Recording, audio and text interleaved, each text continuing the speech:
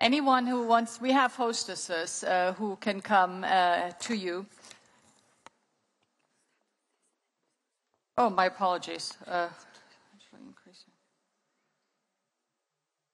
Oh, I'm sorry. These are, these are questions that have been submitted by Twitter. And we have one here. With exponentially increasing unpredictability and change in the world of technology, how do you keep your company resilient? So perhaps since we have two prominent CEOs here, how do you keep your company resilient? I mean, I hear from you, Ben, that you essentially look for opportunities elsewhere if they don't present themselves here in Europe. Oh, there are lots of opportunities here in Europe. We have one of the largest research facilities in the world here in Europe. My argument is not that you can't do it in Europe.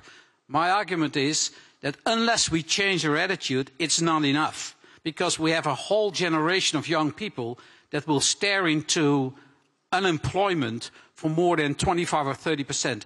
Totally unacceptable. And the only way you deal with that is to go massively into innovation. Massively. So how does you deal with that as a company? Well, you have to turn off the old, and which is always the existing business, and favor the new. That is the role of the boss. To be unreasonable, to make sure that that's what's already there, which gets the massive support of the existing organization, is a little bit hold back for the new that never gets the support that it needs. That's my view. So what I hear you say is you have to practice creative destruction from within. Absolutely. That it's the CEO's job to actually kill projects within the company that maybe aren't promising or not future-oriented. And foster new ones. Okay, well, of course. That's good. Okay, Jean-Paul. Yeah, for me, I'm not as negative as the other person was. I think, you know, of course, I mean, if you're talking politics or general ideas, I may agree with you. But, you know, regarding just what we do as a company, I believe that the people, the new generation, believes more than ever in innovation. I believe that we can really have motivated people that are really involved and committed. And I'm more optimistic than you are. And I think that some companies are doing what it takes to create innovation, not only in India or China or wherever, but also in Europe, and that Europe can be a real reservoir of talent, of imagination, of creativity, and that also it's our role to foster that. Regarding your question of how to manage in an unpredictable world, I think it's the game today, and the best solution, I think, is to be very global, because obviously in the world today there is something happening every day somewhere else. But the best solution is first to have a long-term vision. I think what's very important is to have a clear direction of where you want to go, so that you're not too much driven by the immediate circumstances. And number two, to be truly global, so that what can happen somewhere can be offset by what happens in many other countries. So I think that the globality of companies and a long-term strategy, a very clear long-term strategy, can help you drive your boat even in the storms of the days today. So what I hear is internationalization really as a key strategy. By the way, not just for large companies, the same is true for small companies. Because small companies that pursue an internationalization strategy tend to grow twice as fast, etc. But so let's check. You wanted to jump right in. Yeah, because that actually brings it back very, very importantly, because we've talked about large companies. Let's talk about small companies. Yeah. And if you really want innovation, you have to allow and permit failure. The problem that I often see in the European context is we're very conservative in that a company fails. It's as if it tarnishes those who actually started that company. I don't see that in the United States. What I see in the United States is failure is taken as gaining experience and therefore encouraging you to start again and again and again. And with companies, looking at it as a biologist, natural selection will always occur in those companies and in those ideas. And if we don't allow failure, we tie ourselves to a rather conservative approach that every company must be a success, then we actually stifle innovation in those small companies. And that's, I think, would be disastrous. So we have to continue to allow startup after startup after startup, and it's through that large base that you will actually get some pinnacles emerging. That's a very important point that you raised. One of the board members of the Lisbon Council is a German entrepreneur who now moved to Silicon Valley, and he says in the Valley, it's like a badge of honor that you have failed. But how do you change that? I think you've got to change attitudes, and it's much more difficult than changing science or anything else. It's actually you have to change the culture, the way venture capital in Europe actually operates, and also particularly in encouraging early angel investment. At the same time, don't keep on and on and on supporting enterprises. Allow closure, allow people to fail, but allow them then to be resurrected in a different area. Sometimes when we have major and large-scale projects, we'll find people who are doing a particular area of science will keep on chasing the grants. Actually, it's better to close the whole thing down and start from scratch again. So we're kind of built into a very conservative approach of maintaining a particular enterprise. Frankly, I'd have a built-in closure date on every single project that's actually started, and allow new ideas to keep coming forward and recycle the resource much more frequently. But essential for that is that you also have the flexibility in your labor laws to do a refresh, to give people an opportunity to go from one experience to the other, but also for organizations to get new talent on board where other talents may move on further. So I think it's an absolute very important point. But if I have to choose for innovation between maybe 20 billion on flexibility in labor laws, I know what the vast majority of business leaders would say, small and big. Excellent. So I actually have a proposal for the European Commission. Maybe next year, instead of giving a prize to female innovators, maybe we have a prize for people who failed in their businesses. Kira, go ahead. I just wanted to say that the stigma of failure is also there in India. Oh, yeah. You know, it's a big problem we have. And I think it's very important that we encourage experimentation with new models. For instance, I was very taken with David Cameron's new approach of leveraging the database that NHS has to pursue drug innovation. And I think that's a very good idea. But, you know, there's a lot of debate about patient confidentiality. And I think the danger is we should not get into the perceived paranoia of patient confidentiality and shut this idea down, because I think there's more to be derived in terms of the innovative benefits to both researchers and, more importantly, to patients. So I think we must not be scared to innovate and experiment, because that's one of the big cultural defects we have both in India and in this part of the world. And you very rightly said that access to capital markets is what makes US what it is for small innovators. Kiran, that was fantastic, but the NHS innovation, you know, that debate's been going on for 12 years in Britain. So it's great that the Prime Minister's announcing that today. It's 12 wasted years as far as I'm concerned. Can you put it into context? Maybe people aren't familiar with. So the idea is that the NHS actually holds more clinical information on every single individual patient. And the idea is that anonymized, so it can't be identified back to the individual, data is actually made available to both the public and private sector to allow further exploitation, both in terms of clinical research, but also epidemiological research and drug discovery. Very interesting. Sylvia, you want to? Well, I agree that mistakes sometimes are big opportunity. And that's sometimes what is new looks like different and ugly at the first sight. Sometimes it happened that I was very convinced about a product and the result was a total disaster. And after years, people understood that it was the right product, but it was not at the right moment. So this has to I think from mistakes we really can, if we are free to experiment, we can really innovate. We don't have to be afraid of the results. We don't have to look too much at what the others are doing, I think.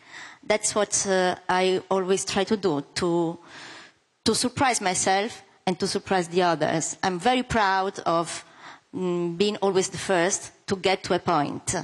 But I know and I see that the things in which I believe most sometimes are totally too strong or too strange, and so I very often feel that I was stupid, it was too early maybe, and I would have to. I sometimes think that I have to be more simple, more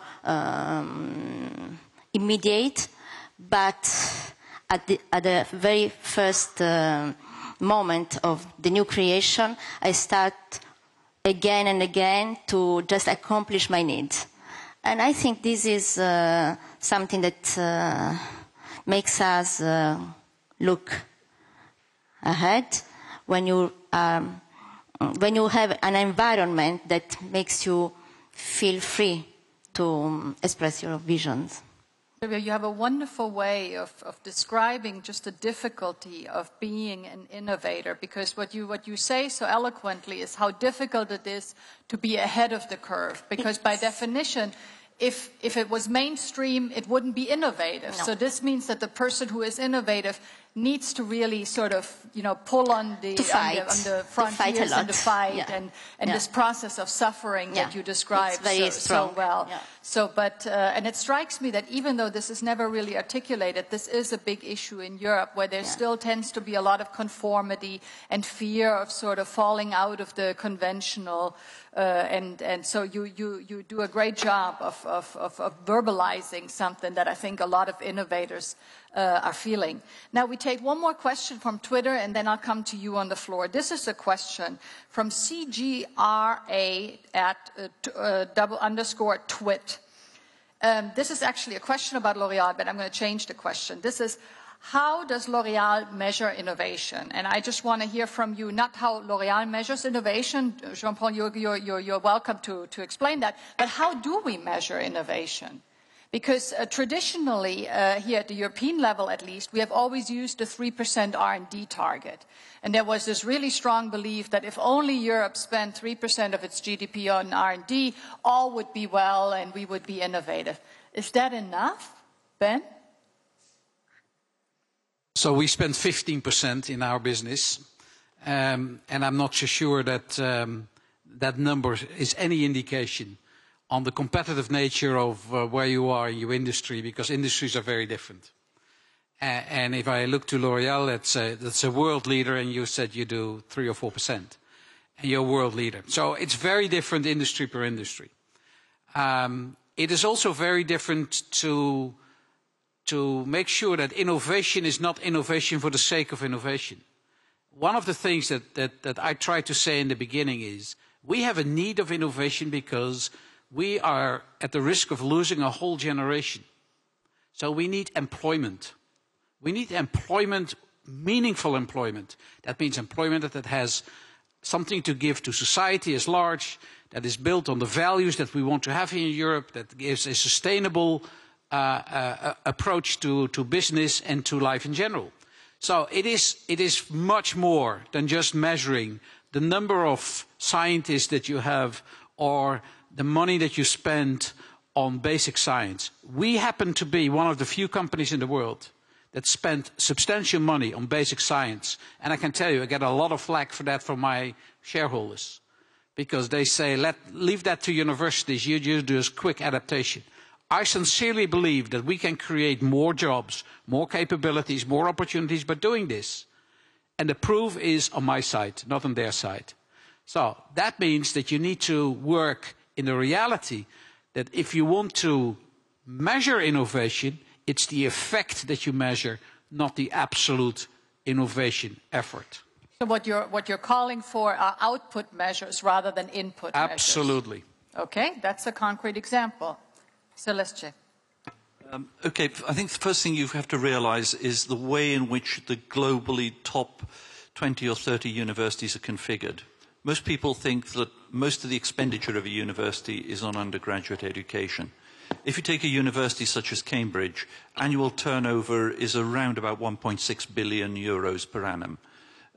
About 8 to 10% of that turnover is actually accounted for by undergraduate education. Over 60% is based on research.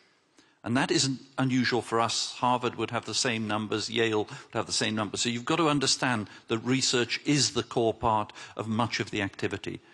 So we can measure the basic science fairly straightforward by what we're actually getting in terms of grant awards and publications.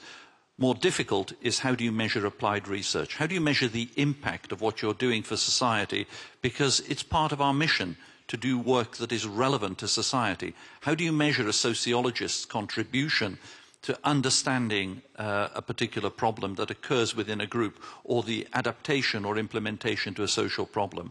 So at the moment, there are a variety of mechanisms that are used. They're all qualitative and subjective, and you generally believe that you're making an area. At the level of entrepreneurship and creation of companies, it becomes much easier to measure, and I've given you one measure that we would be applying in Cambridge. Very good, excellent. Sylvia, how do you measure your success? In the number of baguette bags that you sell, or how do you measure your innovative prowess? Well, of course, yes. These are numbers are important, but I just want to tell you something. As a creative, we understood 10 years ago that we had to innovate our company. Fendi before was belonging to my family. And we understood that innovation was important. So 10 years ago, we decided to sell the company to a group. And the company was doing very well. So we didn't sell because we were in need of selling, but really because we were understanding that innovation was arriving. So there was a kind of big, strong competition to get this company. And the most innovative group won. And the group is LVMH, Moët Hennessy Louis Vuitton, which is a group that innovates a lot and with fantastic results. And today, of course, in the last 10 years, we innovate at any level in our company. Imagine that 10 years ago, they bought the company and we only owned 4 direct stores. Today we have more than 120. So numbers are important to understand that you are innovating. And we get we don't lose time, we get any opportunity. Today we have a strong innovation with new markets and also with different tools of distribution channels. Internet for fashion is important. We innovate and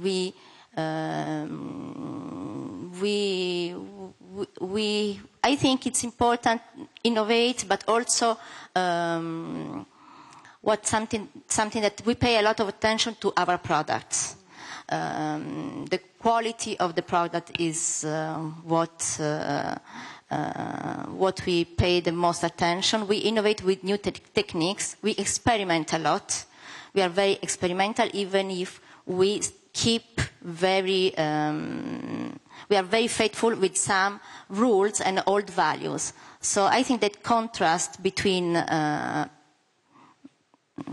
history and the new technologies that we apply is what makes us an innovative company in fashion. Well, what I hear you say is that as a family company, you essentially understood that you needed to change.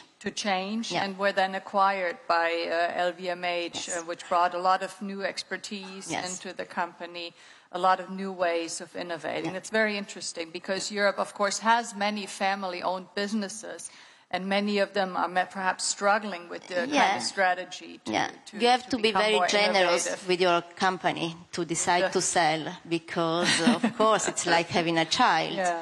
But that's what my family decided, and I'm very happy today. Yeah. Very good. Yeah. So Jean-Paul, the question actually originally came to you. So I want to say to @CGRA_twit, this is the answer to your question.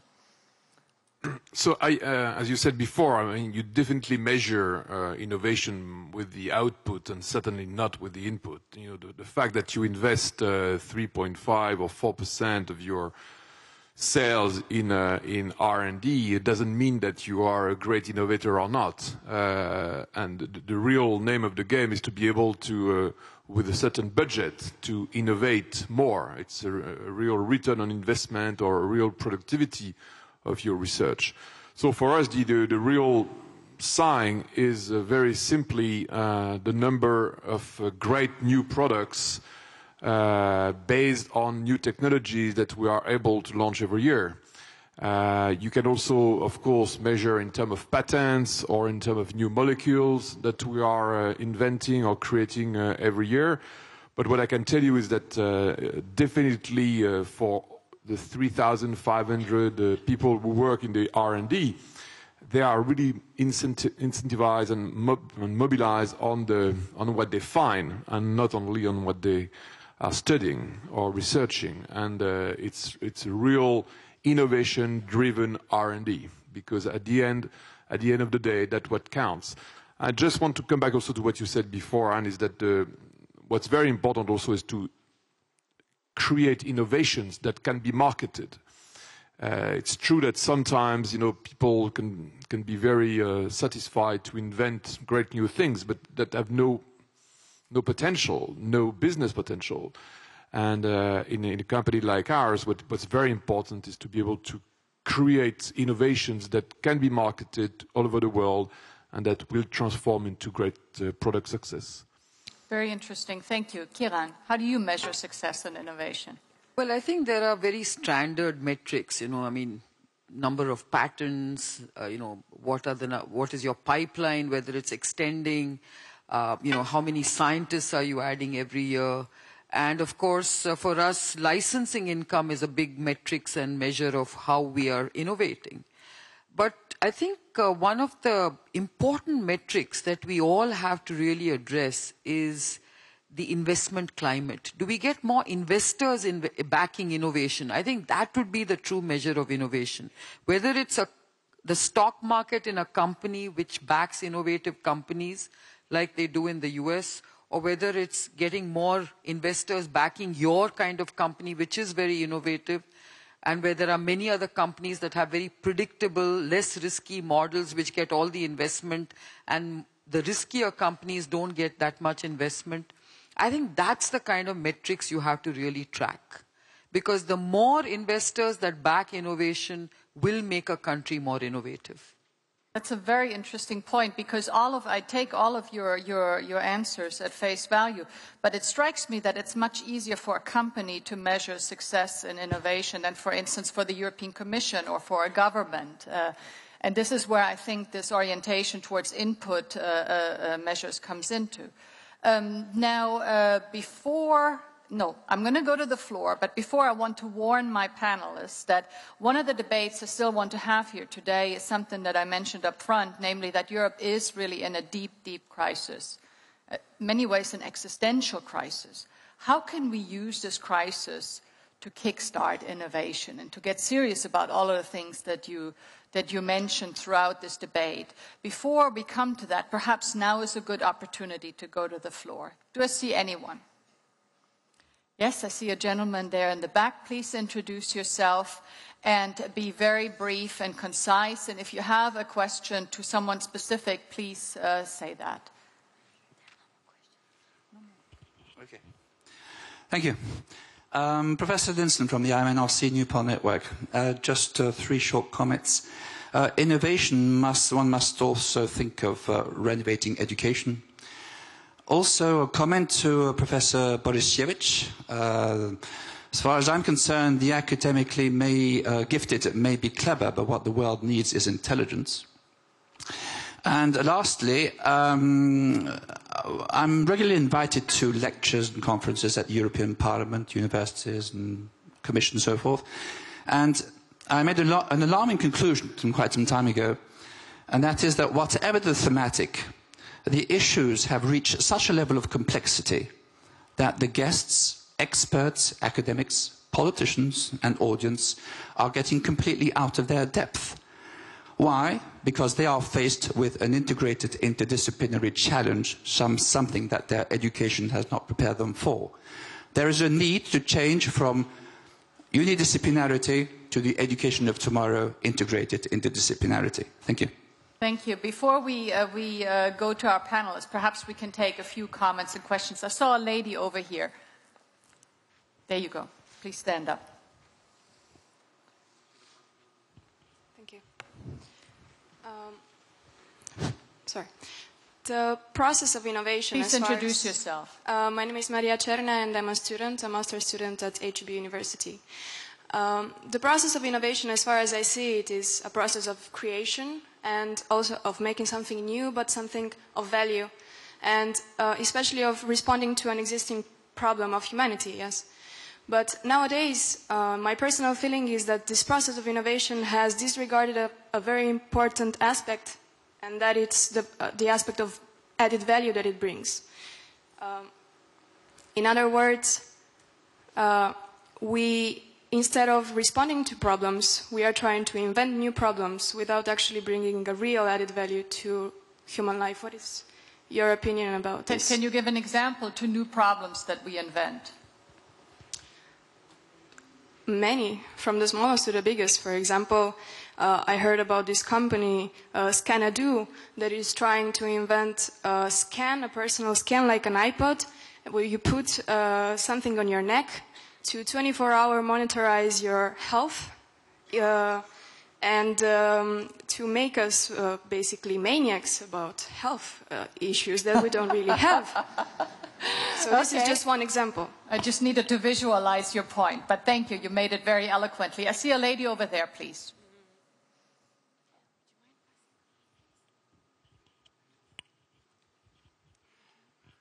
Thank you. My name is Cristina Cannone. I work for IBM, but I'm also a student. I want to go back to what was said, that talent is what we need most. And I wonder whether you agree with me that as we study history or math or biology, probably our children should be taught innovation as well. So looking at the European innovators and studying their history and their success. Thank you. Thank you very much. We have a lady over there. I'm Ismahan El-Wafi from the Canadian Food Inspection Agency. Agency. Can you speak up? We could barely hear you. Okay, Ismahan El-Wafi from the Canadian Food Inspection Agency from Canada. Wow. My question, I would like to hear from the prominent panel their insight on open innovation. Kiran touched on it at the beginning. So I was just thinking if you see it as an opportunity to boost further innovation, and especially if we're talking about publicly funded research, like in universities or government institutions. Do you practice open innovation in the Food Inspection Agency in Canada? I'd just be curious. We'll be interested in technologies if they are out there and they are cheaper. If they are owned by big companies, it's always there. Yeah, because I think Canada is actually a little bit ahead of the curve here, so that's why I was wondering. I see a hand somewhere over there, but please go ahead, introduce yourself. I'm Rana Puttifin from the Canadian Embassy in The Hague. My question is, Vice Chancellor of Cambridge mentioned that a need to change culture and the way venture capital operates. And I know that in Canada, we have limited venture capital funds, but we're very keen on co-investments with other VC funds. But I noticed that in Europe, there's a number of national governments. For example, in the Netherlands, they contribute to techno startup companies, but by legislation, they're limited to investing only in Dutch or European companies. But in terms of changing attitudes or future models, what is the interest by some of the panel members or their views about looking to partner with VC funds outside of Europe, Canada, for example? Thank you, and I actually propose next time around to have a Canadian panelist, maybe, because Canadians are so active in this debate. Do we have anyone here who represents a venture capital fund? It's always good to have an innovation convention without anyone who actually has the cash to... Do we have any entrepreneurs in the room? We actually have a few. Well, you, Don, of course. But I see a gentleman over there. Is this relevant to you, this debate? Do you find yourself in some of the topics that you hear? And can you please introduce yourself? It's the gentleman over here in the brown jacket. Thank you. Yes, of course. Oh, sorry, my name is David Berg. I'm president of Crowdfunding Europe. And Crowdfunding? Europe. So I've set up a few crowdfunding initiatives in Holland. And crowdfunding is an answer to stimulating capital, stimulating talent, and stimulating collaboration on a high level. And it's all about entrepreneurs, investing in entrepreneurs. And also helping them out in bad times. But also flourishing in good times. So yes, this is helpful. I'm here to see if I can get some contacts in the European Commission to accelerate crowdfunding in Europe. And can you explain to us, where do your funds come from? From entrepreneurs.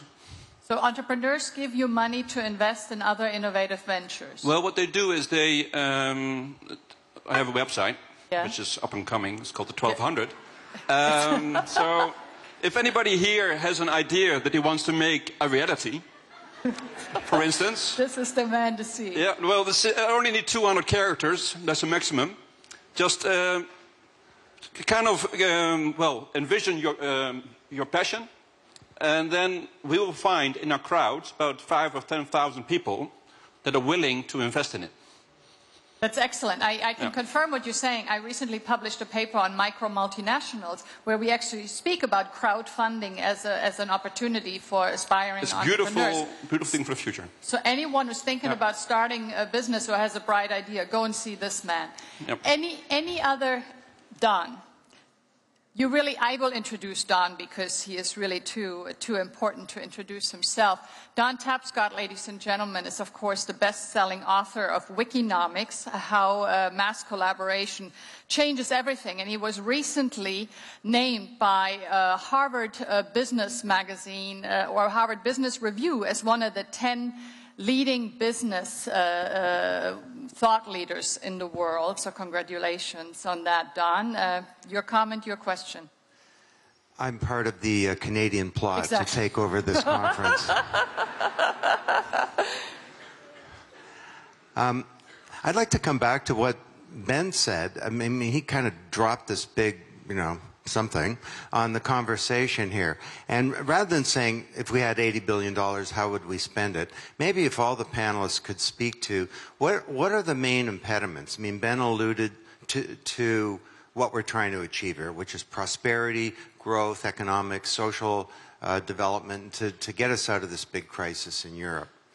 Ben alluded to having an educated workforce and investing in human capital. Someone's talked about the problems of getting venture capital. Somebody else talked about culture. But could we just hear from the panel or anybody else about why are we here? What is the problem that we're trying to address?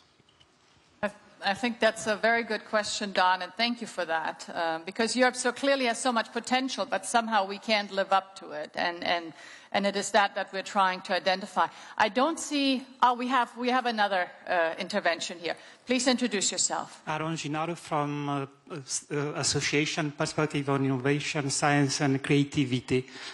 First of all, a question. Can we discuss about innovation if we have no community patent? Because we are trying to have it for more than 15, 20 years, I don't know exactly. Can we have? This is a question, a big one.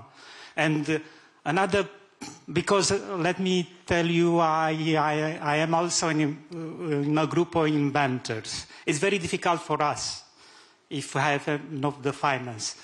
If we have in every national office patent there, but in any European Union country is too small to compete with Canada or United States. Thank you. I think that the issue of a community patent is very well understood, and your question is very well taken. I'm sure that our panelists will refer to it later on. You have a second question.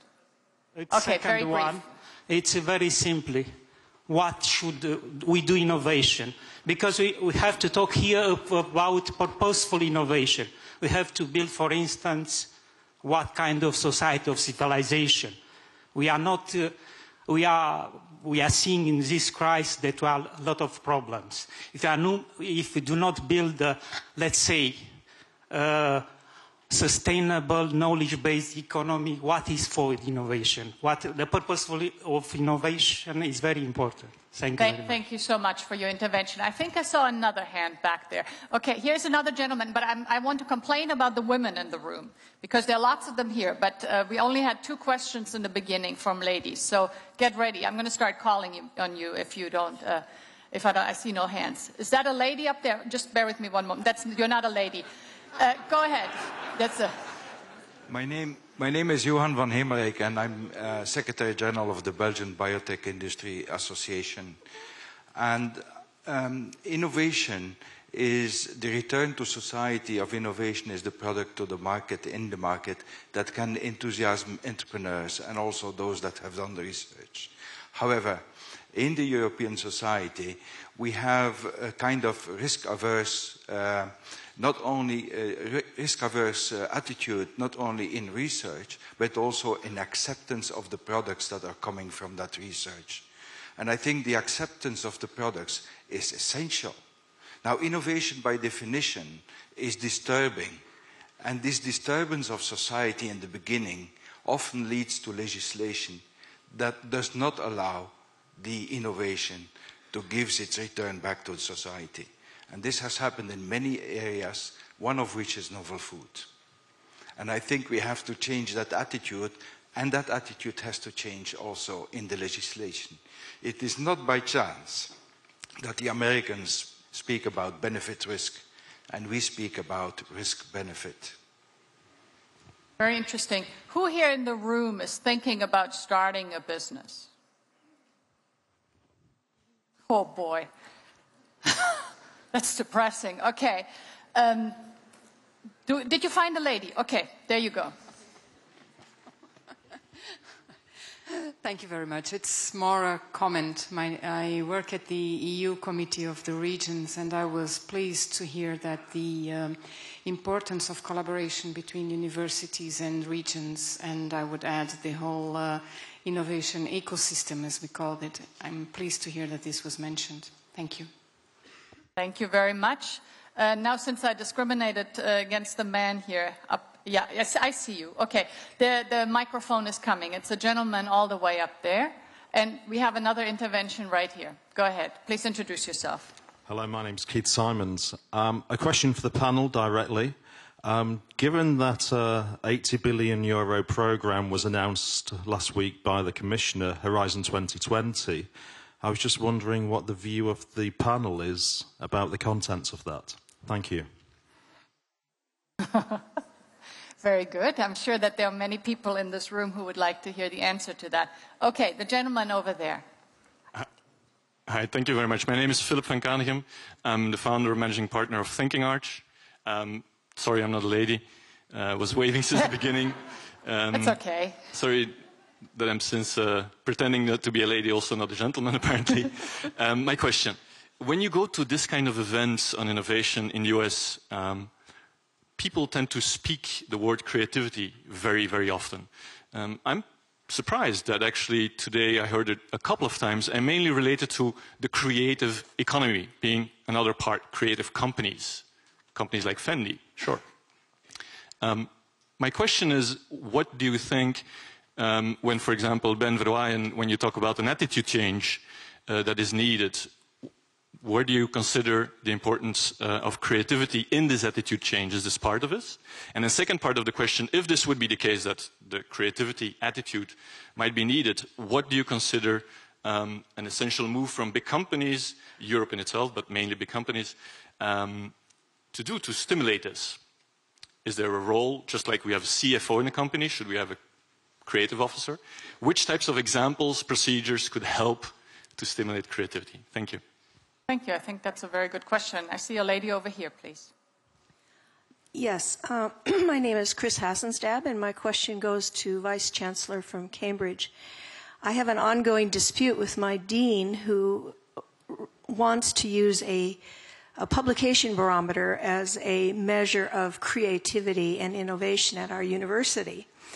And I bring up Sir Alexander Fleming and his discovery of penicillin and say, well, if that was the only patent he ever issued, perhaps we're not measuring creativity and innovation correctly. Perhaps you'd like to comment on that. Thank you. Thank you so much. We have a lady over here. Yeah, just bear with me. The microphone will come your way. Oh, that's a pity. There was another lady over there. Okay. And now the ladies speak up. So go ahead, the lady over here in white, please. Yes, hello. First of all, I would like to compliment you on the way you innovate the moderation work. Thank you. Thank you very much. And my name is Tatiana Sazonova. I'm a Russian, Dutch, and European patent attorney. I'm a nuclear physicist, radiotherapist, and a lawyer by training. And I would like to pose my question to the panel. At the moment, I'm advising a client of mine that is Dutch medical Delta establishment, which joins a number of academic hospitals and universities which carry out breakthrough in medical technology. But the Dutch government has announced a shortage of funds to support R&D. So the question of public-private cooperation has emerged. And what I have seen from my perspective of being a lawyer is that there is often a conflict of interest between the public establishments, which games and targets benefit of the public and availability of the technology to the broader masses, and the venture capitalist or the private component whose core business is gaining assets and gaining profits. So could you please comment on your opinion whether the public-private cooperation has future in these times of crisis, of course? Exactly, and of very constrained budgets. So PPP, a very good point. We have another lady, I think, over here. So my apologies to the hostess. You're actually getting a pretty good workout here. There's another one here. No, right there. The lady right there. That's the issue with ladies. They don't stand up, so they're too shy. Go ahead, introduce yourself. Not me, apparently. My name's Catherine Gator. I'm Deputy Director for the European Grid Infrastructure. And my question to the panel relates to IT, because I don't think we've heard a great deal about that so far. We federate computing resources across Europe. We combine academic resources, such as they have at CERN, such as they have at Cambridge and other universities.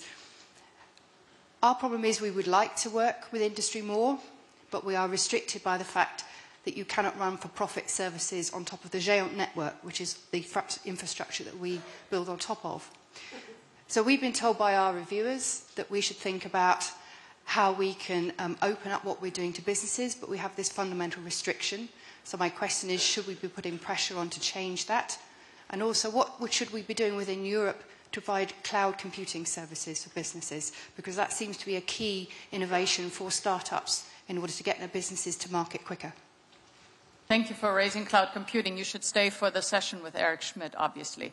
Okay, we have, I think, one question here. Before you go, I mean, obviously to my panelists, there is no way that you can respond to all of this. So please, I will give you 2 to 3 minutes in the end, and you can just reflect on everything that you heard here. But what I really want you to do is also answer my question, namely, what is the one thing that Europe needs to do now in this crisis to kickstart innovation? So you can comment on anything that you hear here, but the last thought to leave with us is, please, what is the #1 recommendation you have to people here on what Europe needs to do? So, to you. Claudia Gärtner, Microfluidic Chip Shop. So I have a comment to the lady or a question. from Russia, referring to public-private partnership, because this comes famous, it's popping up in the current framework. And what should be the use, the benefit of this public-private partnership? I used to run one. You have different legal issues, different financial attitudes, and afterwards you need to have somebody being responsible for a commercial benefit for the overall development or whatever. And an institute cannot cover this. What should be therefore the benefit of these PPPs? I think it goes back to what Celestic said before about also the interdisciplinary. How can you work together, public, private, in different fields, etc.? Oh, I see we have one more. Okay, this has to be the last one. Go ahead. Okay, Grégoire Beignet, coming from the Austrian Institute of Technology. Just because you say we have to face a crisis, I would like to ask if in your companies you are aware that the crisis is not only economical or financial, but also challenging the way we live together and we believe in values or not. Maybe it would be interesting to have rooms of innovations about values, new humanism, and these kind of things. So that's my question. Thank you. And one thing to keep in mind is that I think all of the organizations on the panel are very successful organizations. I'm not even sure you've really been hit by the crisis so much. I know that in your sector, Sylvia, I think you've had double-digit growth, right? And Jean-Paul, you said that you actually increased R&D during the crisis. So you see some people here who actually are doing very well thanks to your innovative power and thanks to all of what that you do to stay competitive. Now, I understand you really have a very tricky task to respond to all of this, but who wants to start? Jean-Paul. If the question is, what should Europe do in order to foster innovation, my answer would be, of course, inspired from what we know at L'Oréal, is I would say just, take the opportunity of the great shift of the world economy. In our case, there is definitely a crisis in Europe, but at the same time, there is a huge opportunity that, as we have never seen before, in 75% of the planet. I mean, Asia is booming, Latin America is booming, the Middle East is booming, Africa is growing at last. So, in fact, sometimes in Europe, in Brussels, we just forget that the world is doing very well. India is booming too, of course, and the world is doing very well, and it's not because we have here a kind of transition crisis that we should, if we are too, focused on ourselves, we are going to lose the opportunity of the history. So for us, definitely, what I think is important is to have our economy, our businesses plugged to the zones of the world that are knowing a fantastic growth, and make sure that the innovation process are also driven to supply products and innovations for where there is growth. And I think that this could be a fantastic opportunity. I think that Europe is full of talents. We talked about talents before. I think that the Europe is full of people, of researchers, of people with high education, with high talents, with great creativity, and just we need to plug them, to drive them to sources of growth where they are today, and they are very many. So for us and for many companies, I'm not pessimistic at all. I think that we just have to drive the business where the growth is. Thank you. So opportunity through internationalization. How much of the growth in your company comes from outside of Europe? 100%. Okay, that's an answer. Yeah, maybe 95, but today, 70% of the business is made outside of Europe. And 95% of the growth is made outside of Europe. But most of the R&D is still made in Europe. And that's an opportunity for Europe, to move to a new kind of economy with more added value. Maybe, in France, for example, we have today more researchers than people in the factories. So it's a symbol. It's a symbol of a transition, a world in transition. For us, our business in France, for example, which was in the past very industrial, has become completely high added value, research, technology, engineering, etc. So maybe it's a direction also for Europe to become a much more added value continent that can also develop to move up business. the value chain. And L'Oréal sounds very French. Is that an asset in the world? Yeah, but L'Oréal is not only L'Oréal, it's also Ralph Lauren, Giorgio Armani, and many other brands. So it's the company is French, but 2/3 of our brands are not French. So, but as more importantly, the mission of the company is French, but the mission of the company is to bring beauty around the world, and innovation will always be the critical part of this of the success. Thank you. And coming from Europe, I think that in Europe we have the talents to develop and to create and develop this added value. Thank you. I think that's very interesting, and it's the natural segue to you, Kiran, because he mentioned the opportunities in internationalization and markets abroad, and of course India is a very, very fast-growing market. Yeah, I just want to pick up on what Jean-Paul said. I think one thing that I do observe about Europe is it's very insular, very inward-looking. In my own dealings with partnering in research, I find that the US is far more vibrant, far more ready to partner and externalize its research efforts with countries and companies in other parts of the world. I found it very difficult to do it in Europe. So Why? I think, well, it's an attitude cultural problem. I think European companies must look outwards. Just like Jean-Paul said, there are so many opportunities in other parts of the world. You have to start thinking global in that sense. You have to innovate for global markets. You have to look at developing innovations which have local impact as well. It's not just about Europe. You have to find fashion and products that actually serve other markets in the world. That's how innovation has to go global. And I, for one, really believe that when you look at partnered models, you can derive a lot of benefit, because it's about risk sharing, it's about resource sharing, it's about this multidisciplinary kind of approach to problem solving.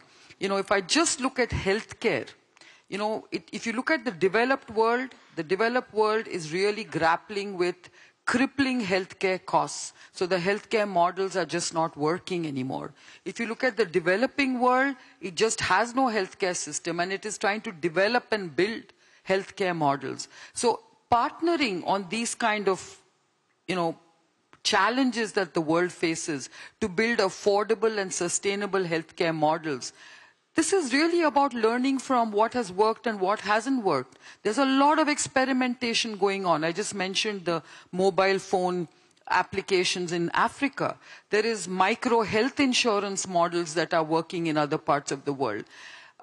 We haven't really used information technology well enough, cloud computing, database management, and what have you. But, we have to learn to work together, and that's where the PPP model, I think, will work. It won't work everywhere, because after all, you want patents. The private sector is dependent on patents. So sharing of patents is going to be a very different business when it comes to the private sector. But PPP models, I think, will have huge opportunities to share knowledge and to create joint patents in these kind of challenges.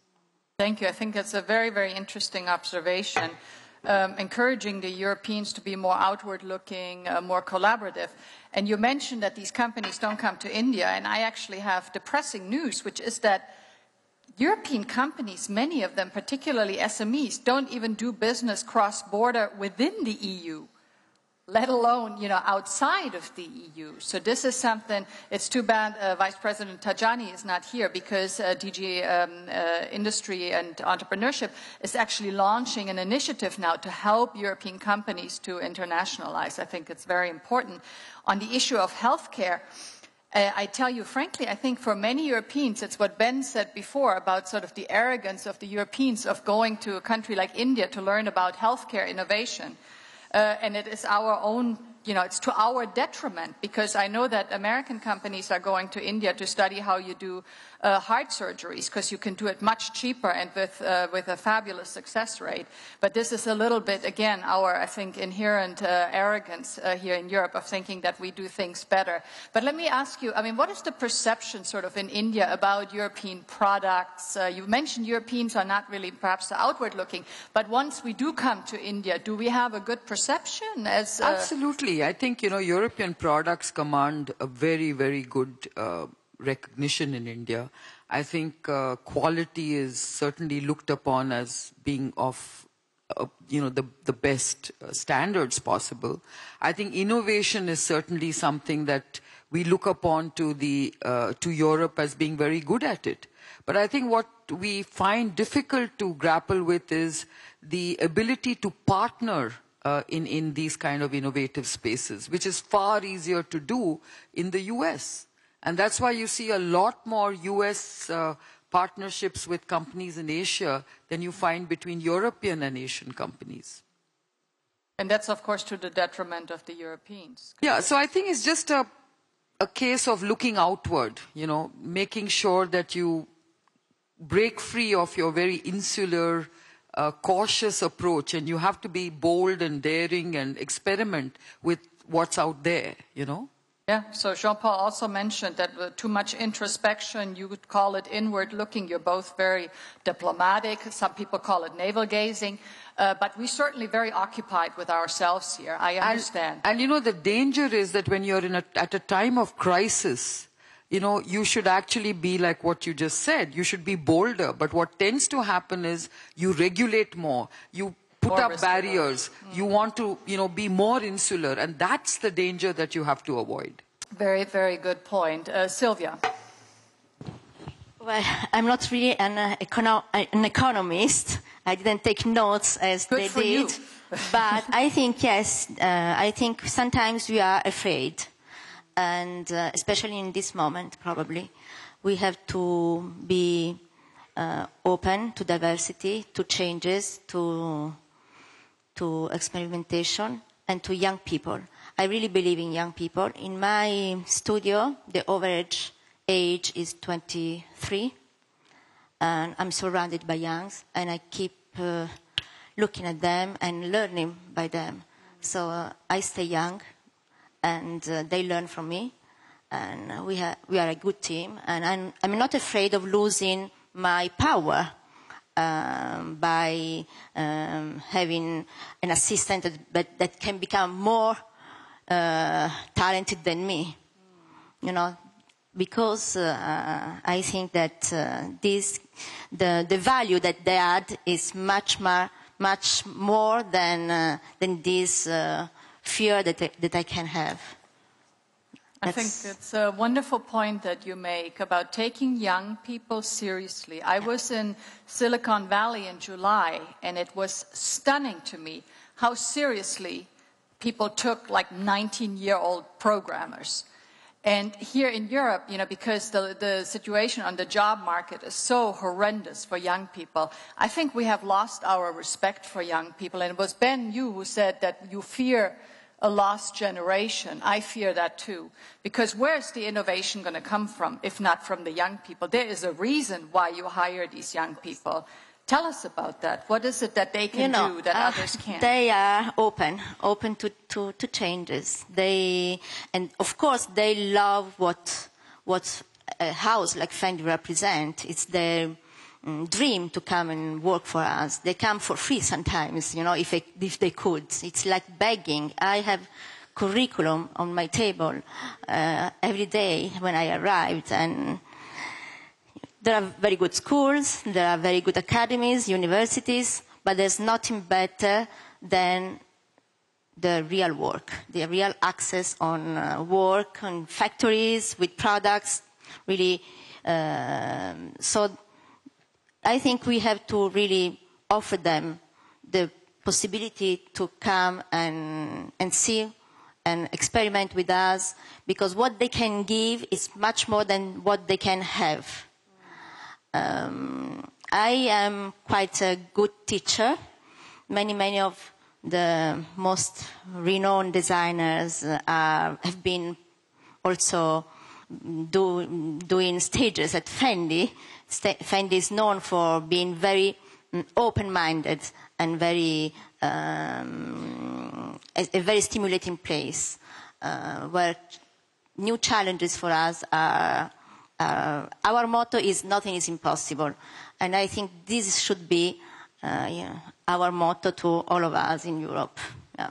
I love that motto, nothing is impossible. The point that you actually touch on is a very important one, because what you're talking about is meritocracy.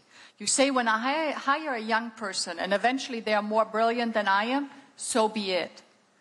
Whereas I think one of the issues is we sometimes thrive on titles and hierarchies and where you are in these hierarchies. So what you are touching on, meritocracy, allowing a young person to rise based on their capability and not on their age, is something that is revolutionary, particularly in the public sector in many European countries. So thank you for raising this issue, which is very important. So let's check. So some challenging points that were actually made, and I'm going to try and give you a perspective from an organisation that's been around 800 years. It's a long time. If you don't evolve during that time, you die. If you ask, IBM gave a speech the other day and asked the question, of the global 100 companies 100 years ago, how many are still there today?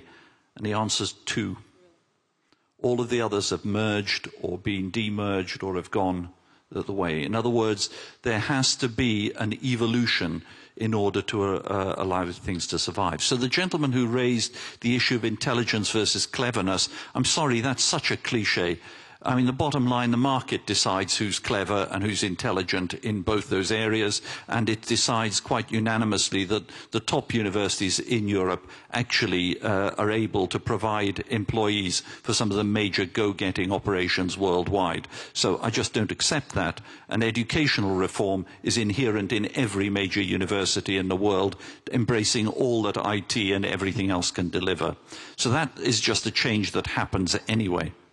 Public-private partnership I ought to touch on, because in my world there is no such thing as anything other than public-private partnership. You start off with research in medicine with the belief that everything that you do is going to be a benefit to mankind. You wouldn't do it otherwise. So you might not want telecommunications because it might make you neurotic. Well, actually, it might save real lives in India and in Africa, and it's working extremely well for pediatric cardiac surgery, as I saw firsthand in India.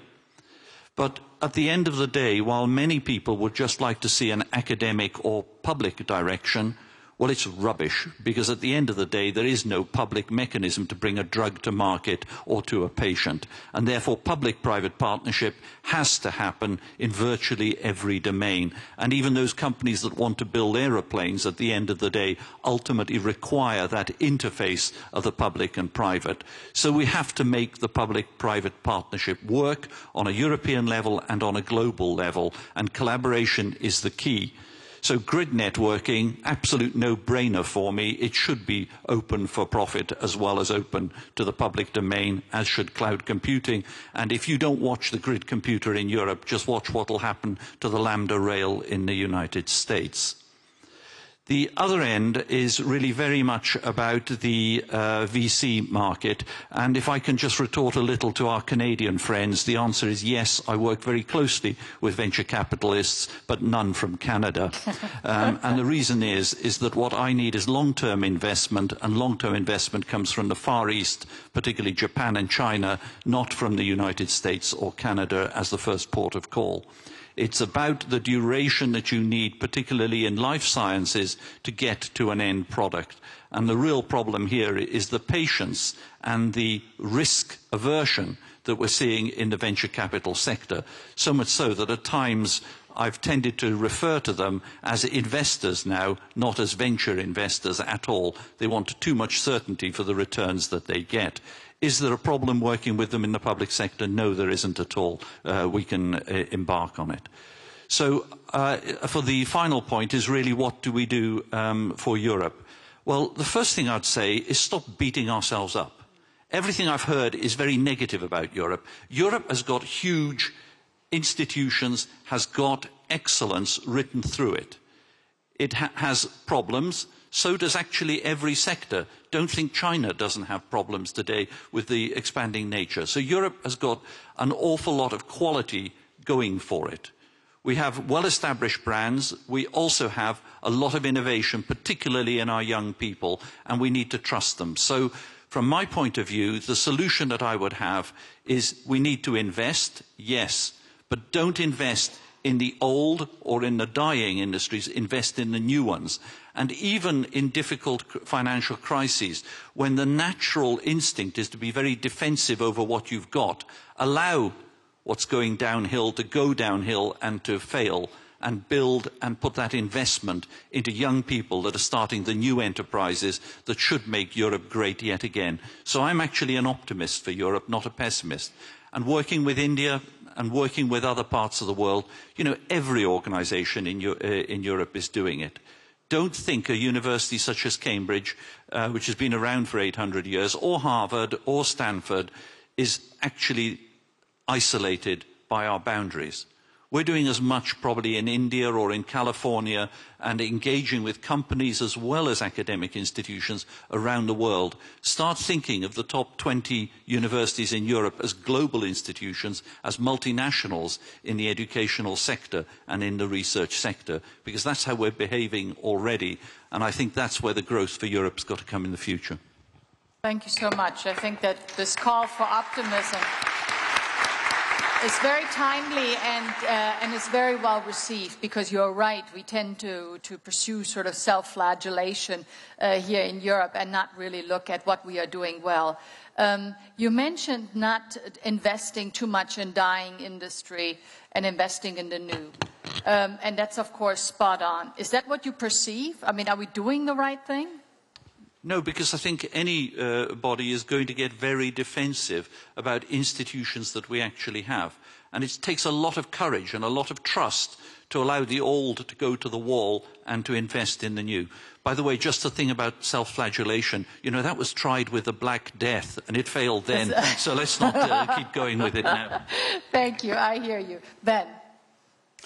Well, let me ask on behalf of let's say the 30% youth unemployed, where being optimistic will change behavior. If that's required, I'll be very optimistic. But I'm more output-oriented. We are, the question was, what's the one thing Europe should do? And to me, the one thing Europe should do is to choose one priority. We don't choose. We don't even choose whether we are Europe or not. Because that is, in 27 states, as you know, yours included, a very debatable item. So, if you want Europe to act, let's then choose one priority. And let the priority be that we are going to create jobs. And let the priority be. And if we have the guts to make that priority, I'm all with you. We have everything that is needed to fulfill that priority. The problem is, we can't get our mind to make a priority. Let me give you two examples, real-life examples, where the good is the enemy of the perfect.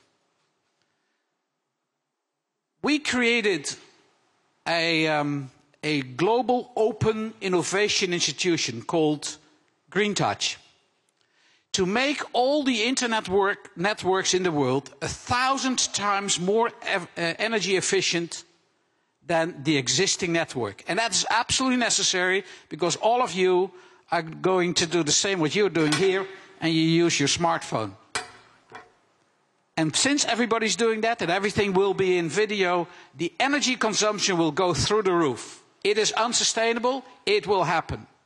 So we asked and we said, as Bell Lab researchers, can we do it 1,000 times cheaper? Yes, we can. We can. 1,000 times. That would be a revolution. But we can't do it as a company. We need our competitors. We need our customers, we need the research facilities, we need the institutions, and we need the universities. So we went out, I went out 3 years ago against the best advice of everybody. Don't do it because you get heavily criticized. Please don't do it because institutions don't want to work with you. Guess what? We have 52 now. Competitors working with us, all pre-competitive. The exception is Europe.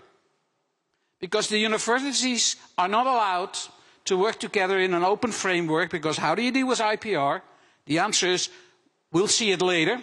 Unacceptable, because the bureaucracy here is more important than what comes out of the tunnel. It's not a criticism to an individual institution, it's a criticism to our lack of choosing. Now, in view of time, let me stick by 2 other points that I want to make. So the first one is choose. And in my view, we have to choose for jobs, because we cannot afford to have great companies in Europe, but a society that is left behind. We run the risk that we have fantastically creative, wonderful companies, but that we have societies in which they have to operate that are left behind. Would not be my model. Number 2, the question was, what do we do with 80 billion? My answer to you guys here, you already have done that, because I guess the majority of you is in one way or the other an advisor or a consultant. That's where the money is.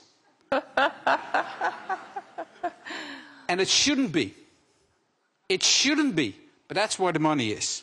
And my third point, maybe more focused to the optimistic side. What if we would really celebrate talent? Celebrate it.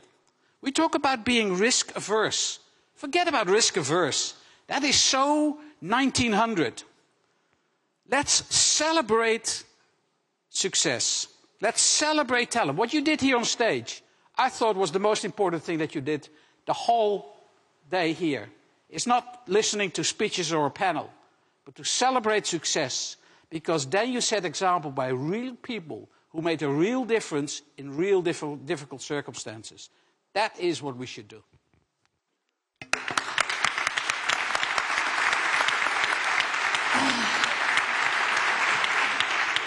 Thank you so much. I cannot possibly hope to summarize the discussion so rich, but I want to thank all of you who have been active here in the room and on Twitter, submitting questions, comments, and of course particularly to our panel. Let's give them a round of applause. Well done. Now, two brief announcements. There is now a coffee reception followed by 2 breakout sessions and a fringe session.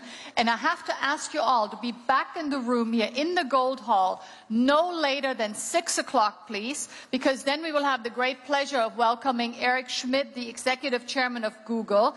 And Eric is on a very, very tight schedule, so we cannot start the session late. Please be back at 6 o'clock and enjoy your coffee break. Thank you.